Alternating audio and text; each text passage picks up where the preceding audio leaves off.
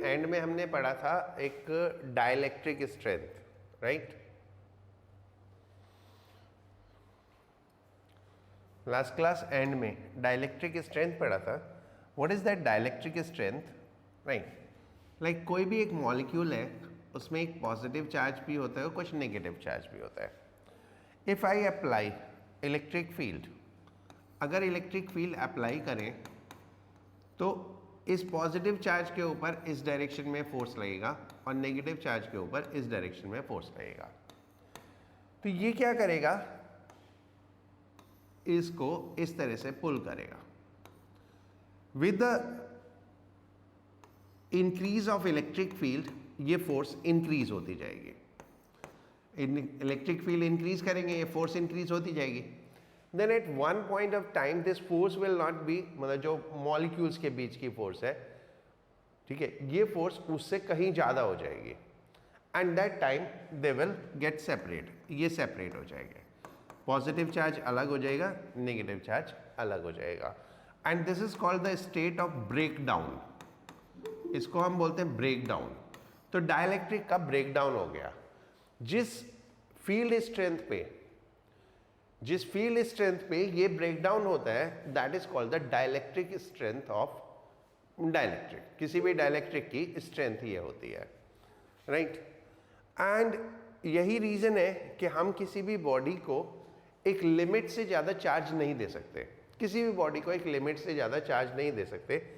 Reason behind that, हाँ vacuum में चलेगा, लेकिन अगर एयर भी है तो एयर का भी अपना एक डाइलेक्ट्रिक स्ट्रेंथ होती है. मान लो मैं इस ऑब्जेक्ट के ऊपर चार्ज बढ़ाता जाऊं तो ये इलेक्ट्रिक फील्ड बढ़ती जाएगी. बट ये इलेक्ट्रिक फील्ड ब्रेकडाउन से, जो ब्रेकडाउन स्ट्रेंथ है या जो डाइलेक्ट्रिक स्ट्रेंथ है, उससे ज़्यादा नहीं हो सकती. तो इसलिए there is always a capacity of system. System की अपनी एक कैपेसिटी होती है हमेशा, आप उससे ज़्यादा चार्ज कभी भी सिस्टम को नहीं दे सकते. तो this was the last topic we studied in the last class. और कुछ पूछना है लिपिका? राइट, अब आगे पढ़े.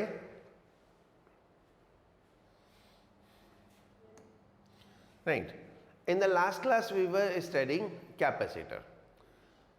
At the end we were discussing कि किसी भी बॉडी को हम अगर चार्ज दे देते हैं तो उससे इलेक्ट्रिक फील्ड प्रोड्यूस हो जाती है और इलेक्ट्रिक फील्ड में एनर्जी होती है.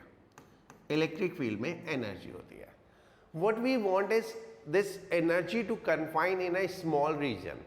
हम इसको एक स्मॉल रीजन में कन्फाइन करके और इसको ज़रूरत पड़ने पे यूज़ करना चाहते हैं. तो उसके लिए हम क्या करते हैं, हम इसके ऊपर एक और सरफेस देते हैं और उस सरफेस को नेगेटिव चार्ज देते हैं. जब हम उस सरफेस को नेगेटिव चार्ज दे देंगे तो ये इलेक्ट्रिक फील्ड यहाँ तक नहीं होगी. This electric field get limited to this region. अब इलेक्ट्रिक फील्ड इस रीजन में लिमिटेड होगी and this region will have the energy. Energy सिर्फ इतने रीजन में होगी. That's how we have confined the electrical energy in a region and that is, and then it is called a capacitor. इसको हम capacitor बोलते हैं. तो usually एक कैपेसिटर में दो सरफेसेस होती है. एक सरफेस को हम पॉजिटिव चार्ज देते हैं और एक सरफेस को नेगेटिव चार्ज देते हैं, राइट? जो बहुत कॉमनली यूज्ड कैपेसिटर है, that is called the parallel plate capacitor. The most commonly used capacitor is parallel plate capacitor. Parallel plate capacitor. ये जो भी हम कैपेसिटर अपने डेली लाइफ में यूज करते हैं वो सारे पैरेलल प्लेट कैपेसिटर होते हैं. कोई भी फैन देखो, कोई भी मोटर देखो, जैसे पानी की मोटर देख लो या फैन देख लो, तो उसमें एक कैपेसिटर लगा होता है. सिलेंड्रिकल होता है शेप में, वो शेप में सिलेंड्रिकल होता है, लेकिन एक्चुअली वो सिलेंड्रिकल नहीं है, वो पैरेलल प्लेट कैपेसिटर है. कैसे बनता है वो? लाइक आप रिबन देखते होंगे ना, रिबन ऐसे वाउंड होके आता है, तो आप उस रिबन को पूरा ऐसे लंबा खोल दो, ठीक है?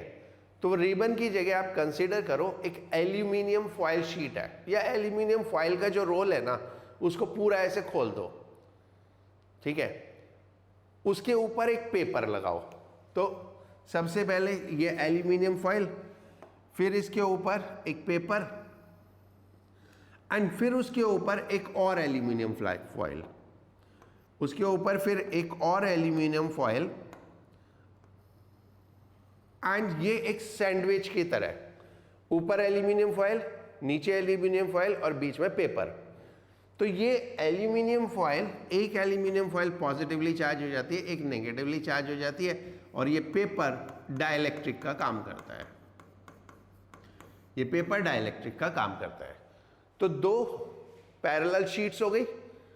अब वो पूरा ऐसे लंबा है, अब इनको इस तरह से रोल कर देते हैं, ऐसे करके रोल करके, बिल्कुल जैसे रिबन रोल्ड हो जाता है उसी तरह से वो 3 शीट्स को रोल कर देते हैं और उसको एक बॉक्स में डाल देते हैं। Then it appear like cylindrical. So it appear cylindrical but it is actually a parallel plate capacitor, right. उसमें जो पेपर है वो डाइलेक्ट्रिक की तरह काम करते हैं। तो यही पैरेलल प्लेट कैपेसिटर हमको पढ़ना है, और हमारा जो सिलेबस है CBSE का उसमें ये पैरेलल प्लेट कैपेसिटर ही है, right. So let's talk about this parallel plate capacitor. Construction, एक plate, area of plate A, ये बहुत ज़्यादा होता है क्योंकि ऐसे मैंने बताया ना पूरा रिबन की तरह बहुत लंबा होता है, तो ये बहुत ज़्यादा होता है। ये दूसरी प्लेट, एक पे पॉजिटिव चार्ज एक पे नेगेटिव चार्ज, ये Q और ये Q, दोनों पे इक्वल अमाउंट ऑफ चार्ज होता है। इन प्लेट्स के बीच का distance D, distance between plates.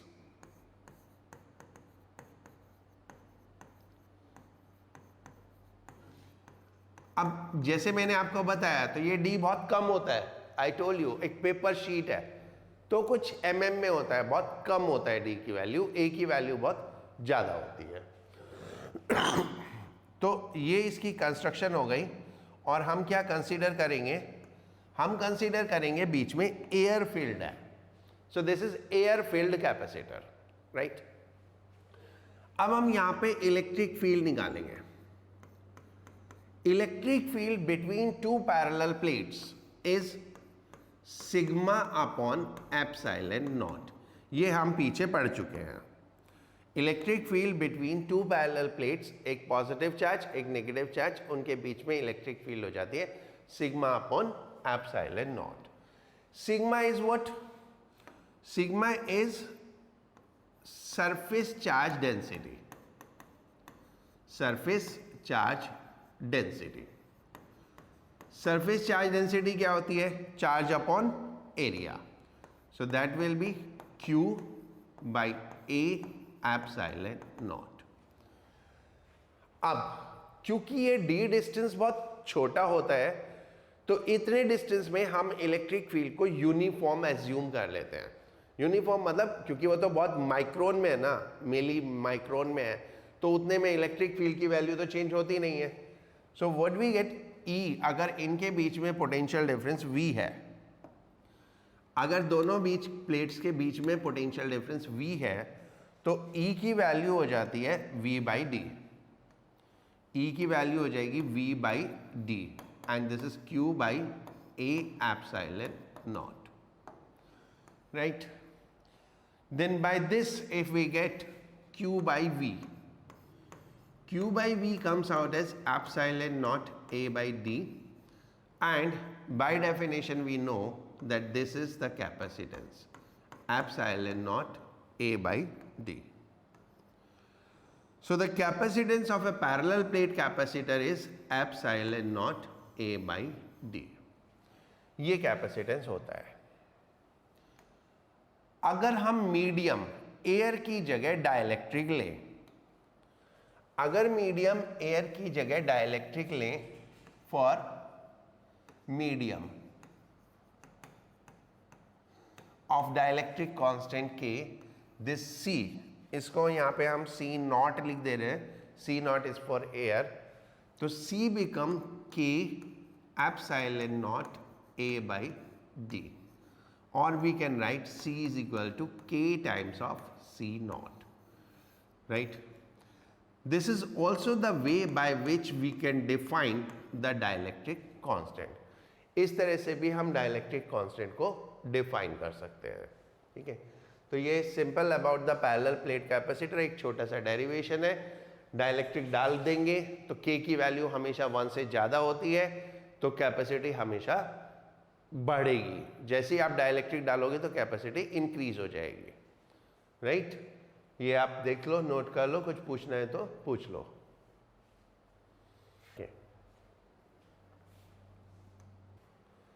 अब हम करेंगे series parallel combination of capacitor. We will have some practice for that के सीरीज में कब होता है और पैरेलल में कब होता है, okay? And you have to respond, आप लोग रेस्पॉन्ड करना। मैं एक डायग्राम बनाऊंगा, you need to tell me which one is in series and which one is in parallel, जो भी आप सोचते हो, ठीक है? उससे पहले इसको बाद में डिराइव करेंगे, अभी मुझे सिर्फ आपको सीरीज पैरेलल में कंफर्टेबल बनाना है, तो इसलिए रेजिस्टेंस का अपोजिट होता है इसमें, एंड इन पैरेलल ये होता है,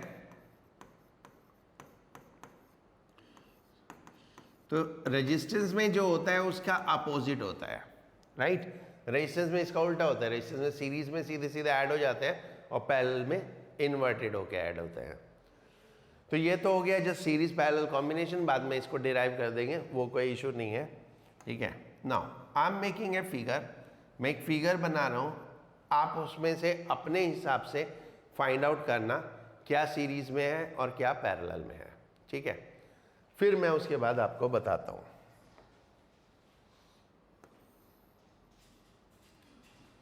and let me do in terms of resistance, okay? जैसा रेजिस्टेंस में होता है, अब कॉम्बिनेशन तो वही रहेगा ना, जैसा रेजिस्टेंस में होता है वैसे ही इसमें होगा।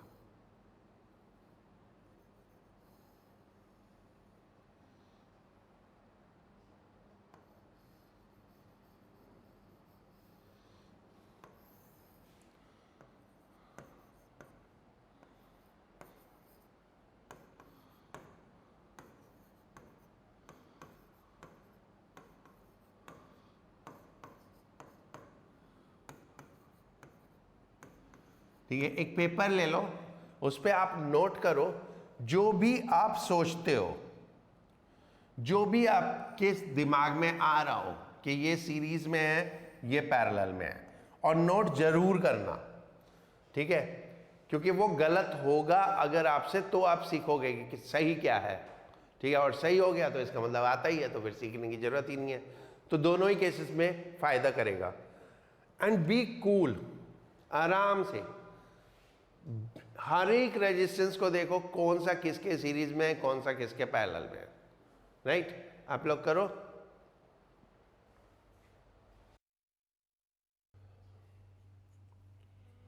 मैं करता हूं, आप लोग चेक करना अपना जो भी है, और जिसको भी जो गलत हुआ हो और जहां पे भी डाउट हो ना, तो मेरे से पूछ लेना, okay?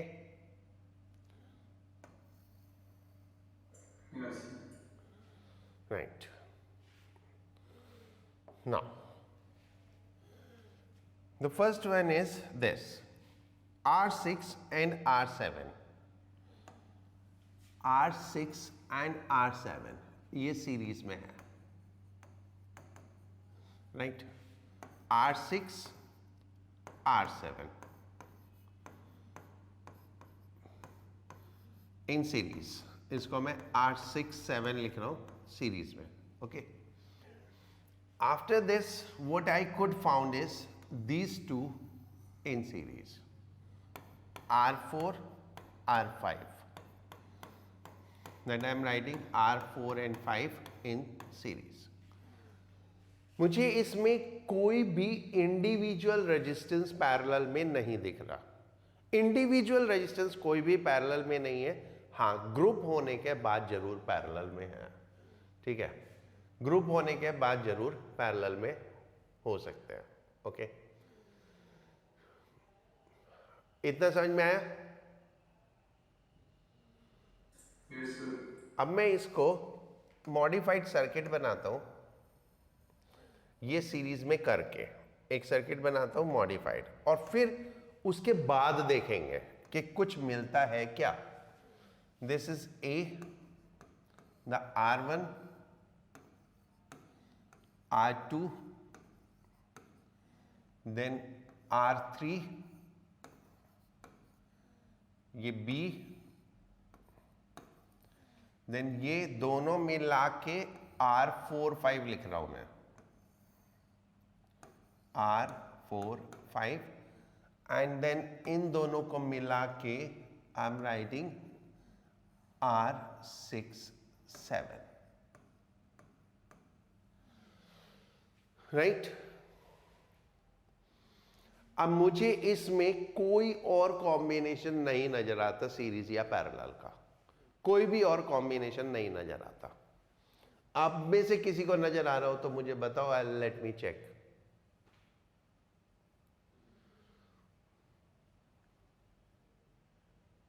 R1 R2 sir series में नहीं है। राइट, ठीक है, लेट्स से देखो, what is a series? A series is what and its parallel is what? Okay. If there is a flow and I connect something along with it, भले ही size अलग है लेकिन फ्लो सेम है, then it is called in series. If there is flow of something and I divide that flow in two parts, in two part, so this will go here and this will go here, ठीक है, then these two will be called in parallel, ठीक है। But हमें आगे देखना पड़ेगा कि आगे जाके ये फिर वापस वैसे ही होना चाहिए, तो they will be called in parallel. अब यहां पे अगर हम देखेंगे, इधर से अगर करंट आई गया, it get divided into part, तो अगर ये करंट सीधा इधर जाता, इधर नहीं जाता, तो ये सीरीज में होता, ठीक है।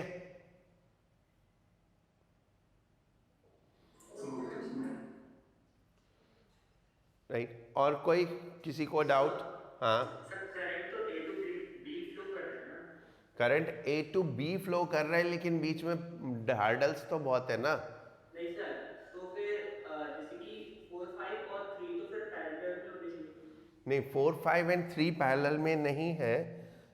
You ask I will tell, है ना। जो भी तुम्हारे मन में आ रहा है वो पूछते रहो। देखो, पैरेलल में होने के लिए क्या कंडीशन है, ये एक रेजिस्टेंस है, ये एक रेजिस्टेंस है।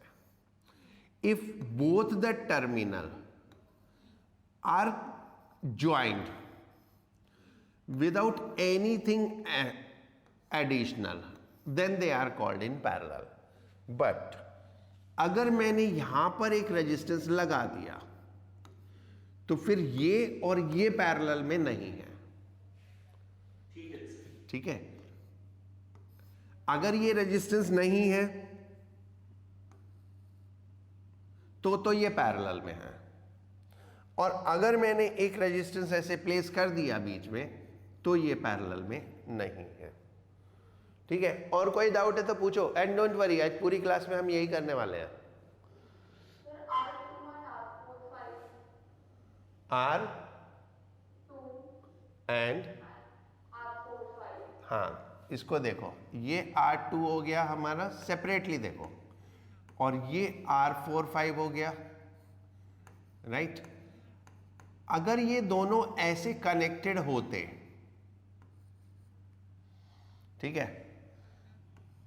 तो ये पैरेलल में होते, लेकिन हो क्या रहा है, इनके बीच में एक और रेजिस्टेंस आ गया, so that's why they are not in parallel.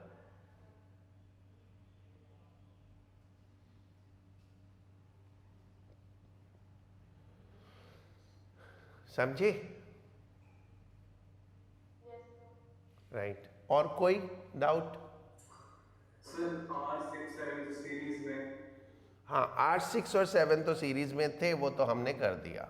तो 1 के पैरेलल नहीं, उनके पैरेलल में कुछ नहीं है, उनके पैरेलल में कुछ भी नहीं है। मैं अगर थोड़ा सा मॉडिफिकेशन करूं, ठीक है, तो थोड़ा सा मॉडिफिकेशन करते हैं, राइट। ये R6, ये R7, और अगर मैं इसको ऐसे जोड़ दूं तो देन ये R6 7 और का कॉम्बिनेशन और R1 पैरेलल में हो जाएंगे। 6 और 7 का कॉम्बिनेशन और R1 ये पैरेलल में हो जाएंगे फिर। बट अगर मैं इसको वैसे ही रखूं जैसे पहले था, तो ये पैरेलल में नहीं है, क्योंकि यहां पे 2 आ गए, राइट। हाँ, बहुत इजी हो जाएगा ये सर्किट अगर मैं इसको हटा दूं। Yes, sir. अब देखो, अब बहुत इजी हो जाएगा सब कुछ। नाउ R1 R2 सीरीज में, R6 R7 सीरीज में, R4 R5 सीरीज में, ठीक है। अब इसका मैं, अब ये जो मॉडिफाइड है इसका मैं सर्किट बनाऊं तो कैसा बनेगा? Sir, R6 7 और R12 पैरेलल में आएंगे। R1 2 कंबाइंड हो गए सीरीज में, R6 7 कंबाइंड सीरीज हो गए सीरीज में, देन R4 5 कंबाइंड हो गए सीरीज में। अब ये और ये किस में आ गए? पैरेलल। और फिर जो आया वो इसके साथ सीरीज में, ठीक है। तो एक्चुअली वो जो एक रेजिस्टेंस था ये प्रॉब्लम कर रहा था, ये पूरे सीरीज पैरेलल कॉम्बिनेशन को डिस्टर्ब कर रहा था। अब आप कैसे करोगे, ठीक है।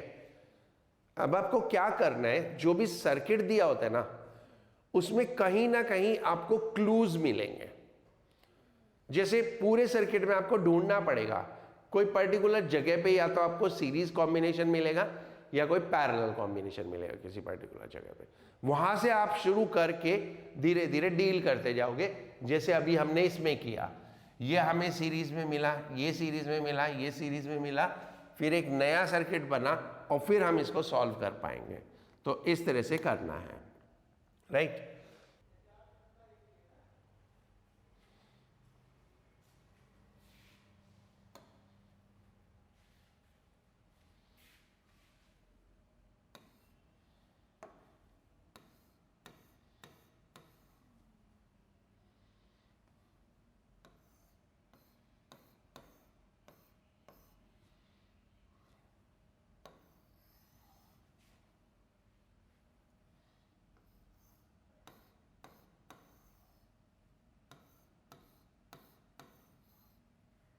Done, sir.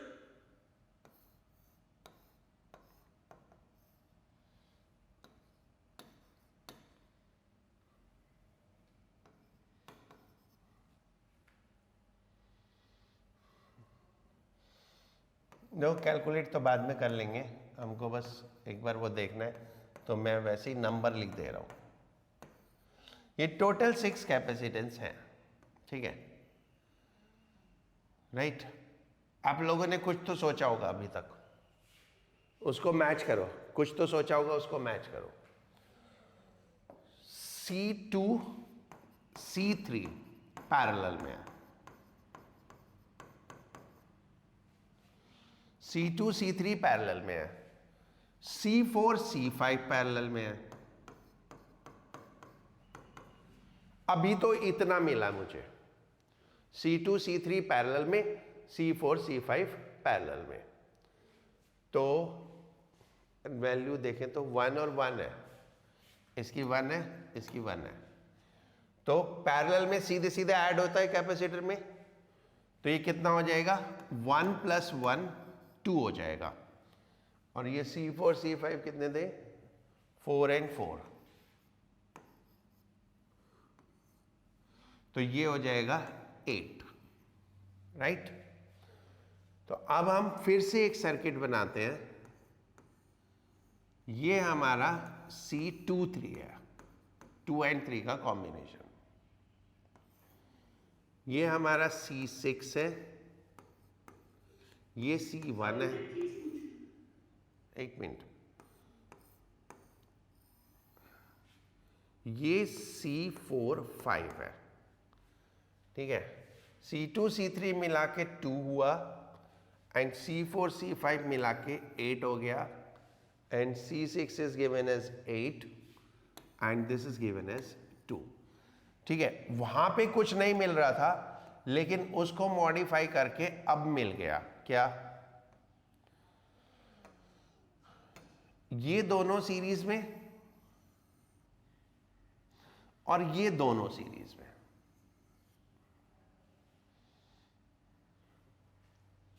इसमें किसी को डाउट है तो बोलो। Yes sir. सर जैसे कि आपने 4 और 4 वाला मतलब C4 C5 ऐड करा था, तो सर ये तो पैरेलल में तो 1/1 वैल्यू नहीं ऐड होनी चाहिए।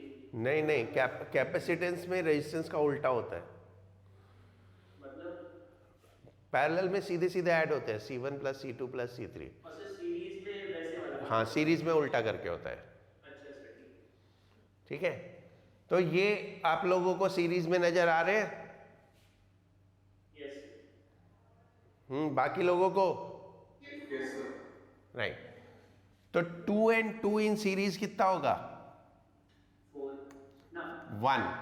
1 2 and 2 in series 1/2 plus 1/2, yes sir. तो 1 हो जाएगा।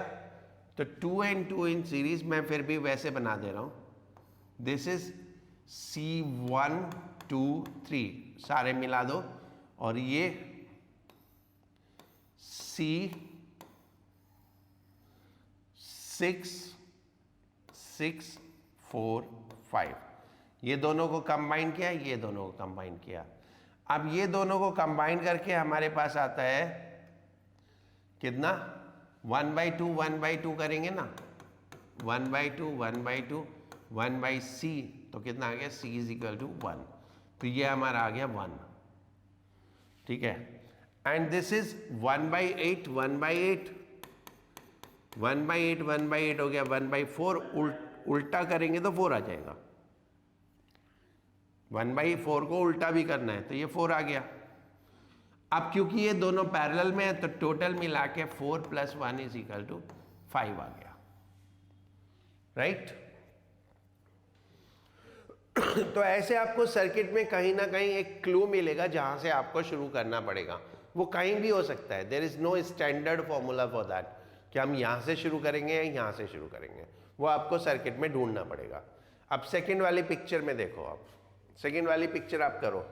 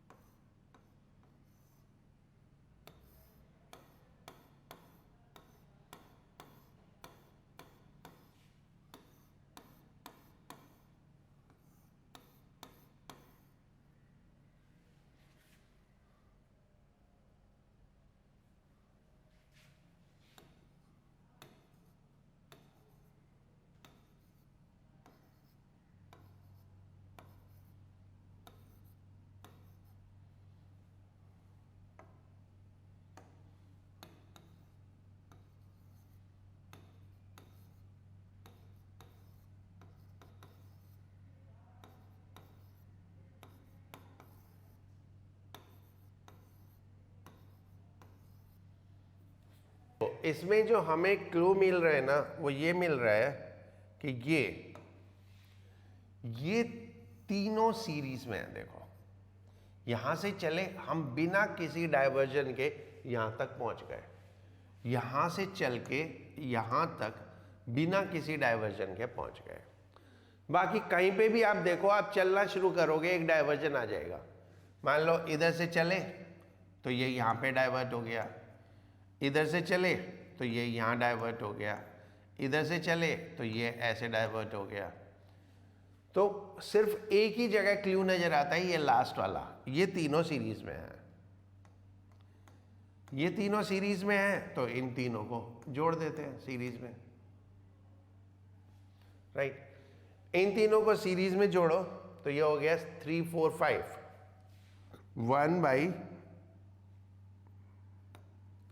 1/c 3 4 5 का कॉम्बिनेशन, क्योंकि सीरीज में तो उल्टा करके जोड़ोगे ना, 1/3 प्लस 1/3 प्लस 1/3, तो 1/3 1/3 1/3 मिला के कितना हो गया 1 1, तो उल्टा करेंगे तो भी 1 ही हो जाएगा।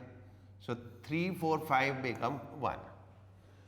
तो इन तीनों को हम 1 से रिप्लेस कर सकते हैं, तीनों को 1 से रिप्लेस कर सकते हैं, तो कर देते हैं।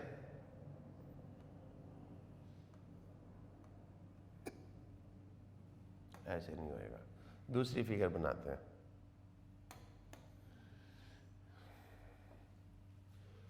सो दिस इज 3 3 2 2 3 3, ये 2 और ये सब मिला के 1 हो गया, ये 1 हो गया। इनके सबके नाम मैं वापस लिख देता हूँ, 1 2 3, 1 2 8 9 7 6 और ये 3 4 5 का कॉम्बिनेशन। अब नेक्स्ट आपको क्या नजर आता है? ये और ये दोनों पैरेलल में, 3 4 5 एंड दिस 9 इन पैरेलल, ये दोनों पैरेलल में हो गए। तो अब हमारा नया सर्किट बनेगा, दैट इज 1 2, देन ये दोनों मिला के, है ना, ये दोनों मिला के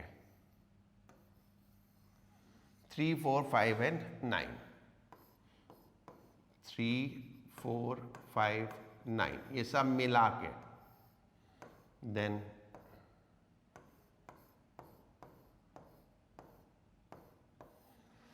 ये 3 ये 3 ये 2 ये 3 ये 3 और ये 2 + 1 कितना आएगा 3। अब हम फिर वापस यहीं पे आ गए, देखो सिर्फ एक ब्रांच कम हो गई, वापस यहीं आ गए, वही पीछे के 3 सीरीज में। ये देखो ये 3 सीरीज में, ये 3 सीरीज में, ठीक है, और इन 3 को सीरीज में फिर 1 हो जाएगा, वो 1 फिर इस 2 के पैरेलल में आएगा, फिर 3 हो जाएगा, और फिर वो 3 सीरीज में, तो आंसर क्या आएगा 1 आएगा। मैं यहीं पे छोड़ रहा हूं, बाकी का आप लोग करना, अगर किसी से नहीं होगा तो मुझे बताना, ठीक है। मैं डेलिबरेटली यहीं पे छोड़ रहा हूं, राइट। अब आप वो करो, कौन सा बोला था मैंने 27 तो, राइट।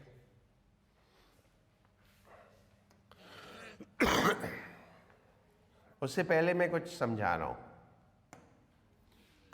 ये एक कैपेसिटर है, इसका ये टर्मिनल को नाम देता हूं मैं A और इस टर्मिनल को नाम देता हूं मैं B। ये एक दूसरा कैपेसिटर है,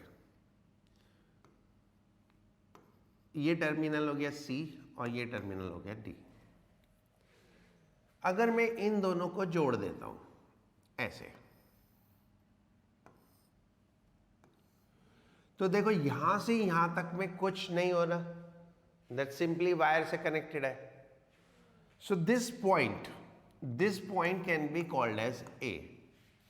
सिमिलरली ये यहां से यहां कनेक्टेड है, तो this point can be called as D। इस पॉइंट को sorry B, this point can be called as B. So when both capacitor have the same terminals, they will be called in parallel. दोनों capacitor अगर same contact से attached है तो उनको हम पैरेलल में बोलेंगे, राइट। अभी एक और एग्जांपल दे रहा हूं।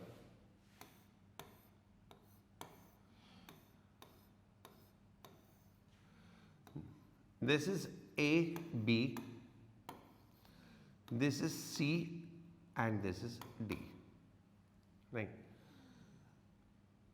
इसको मैंने ऐसे घुमा के ऐसे जोड़ दिया और इसको मैंने ऐसे घुमा के ऐसे जोड़ दिया, ठीक है?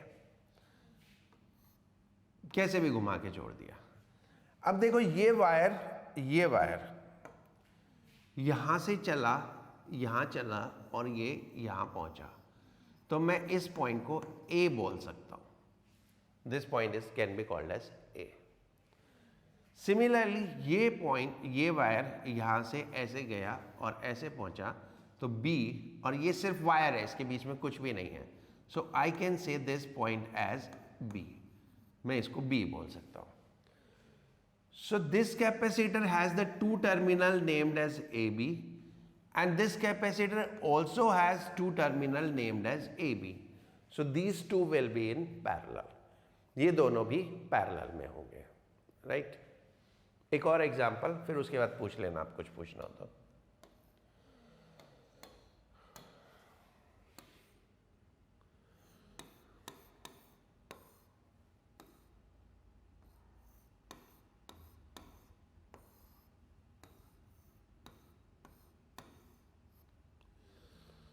You all know that they are in parallel.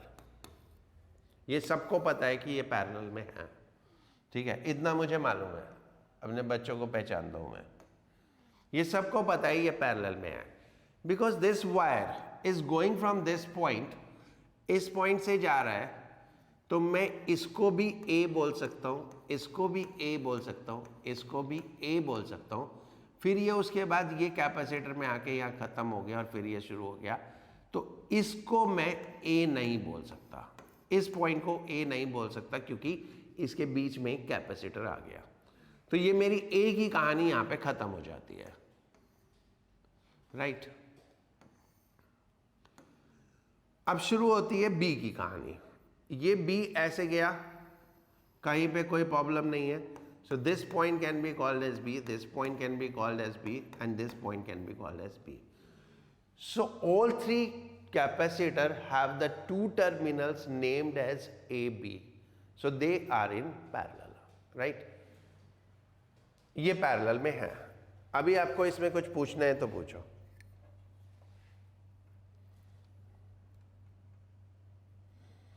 ये समझ में आ गया? ओके। अब हम आते हैं अपने क्वेश्चन पे। मैं वैल्यूज वगैरह नहीं लिख रहा, वो सब आप कर लोगे calculate. There were 5 capacitors connected like this, and then they are connected to a battery. एक बैटरी से कनेक्टेड है। अब इन 5 में जो बीच वाले 3 हैं, इनके साथ ऐसे है,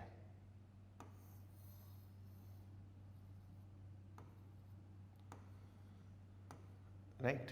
दिस देयर।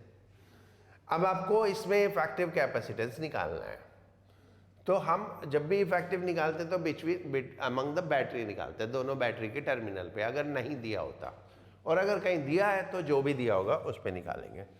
तो ये A हो गया, ये B हो गया, राइट? अब मुझे फर्दर पॉइंट्स मार्क करने हैं। I mark this as C, I mark this as D, ठीक है? E, F एंड ये तो B हो जाएगा, है ना? ये तो as it came from here, और कुछ है तो है नहीं बीच में, तो इसको तो मैं B लिख सकता हूं। अब यहां पे देखो, ये वायर ऐसे आके यहां कनेक्ट हुआ, तो कैन आई से दिस C? इसको C बोल सकता हूं ना मैं? So this will be called as C। Now ये वाला वायर ऐसे आके इधर कनेक्ट हो गया, तो this point can be called as D। 1, 2, 3, 4 and 5, ये 5 मैंने कैपेसिटर के नंबर लिखे। अब आप देखो कैपेसिटर नंबर 2, 3, 4, इनके दोनों टर्मिनल सी और डी नाम से हैं, चाहे वो कैसे भी है इधर उधर घूम के, बट दोनों टर्मिनल के जो नाम है ना वो सी और डी हैं तीनों के। देखो 4 में ये सी ये डी, 3 में ये सी ये डी, एंड 2 में ये डी ये सी। सो what you say, they all 3 are in parallel. ये ये स्टेप समझ नहीं आया। ठीक है, नहीं वो आपने टर्मिनल समझ में आ गए थे, सी डी। सर ये तो आगे आपने बाय नहीं पढ़ी, फिर वो डी हो गया, इसी हो गया, ये आगे हाँ। इसके बाद वाला इसके बाद में अगर तीनों कैपेसिटर को देखोगे तो हर एक कैपेसिटर के 2 टर्मिनल का नाम सी और डी है। वो देखो, इसके ये 2 टर्मिनल सी और डी, इसके ये 2 टर्मिनल सी और डी, और इसके 2 टर्मिनल सी और डी। ठीक है सर। ठीक है, क्योंकि तीनों के दोनों टर्मिनल सेम हैं, सी और डी, राइट।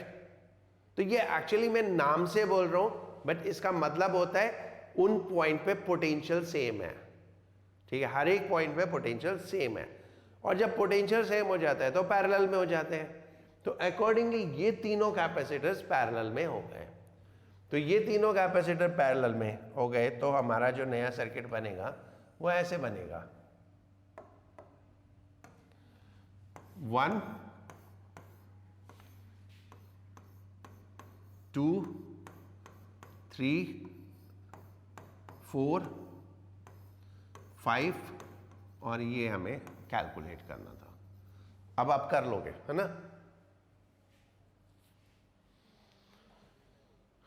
अब हो जाएगा ना, यस। राइट।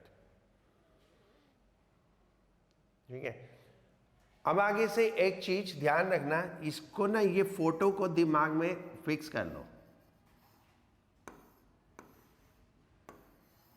ये तीनों पैरेलल में है,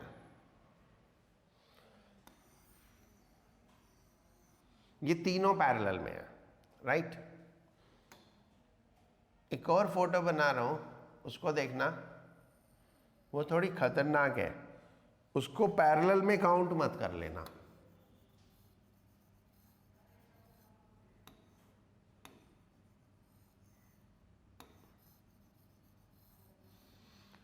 क्योंकि इसमें अगर मैं इसको C मार्क करूंगा ना तो ये C नहीं होगा, बिकॉज यहां पे क्या है, बीच में रेजिस्टेंस आ गया, और इसमें क्या है, बीच में रेजिस्टेंस नहीं था। तो ये फर्क है। तो ये वाली फिगर दिखे तो ये पैरेलल मत ले लेना, पैरेलल के लिए ये वाली फिगर है, ये वाली फिगर, राइट।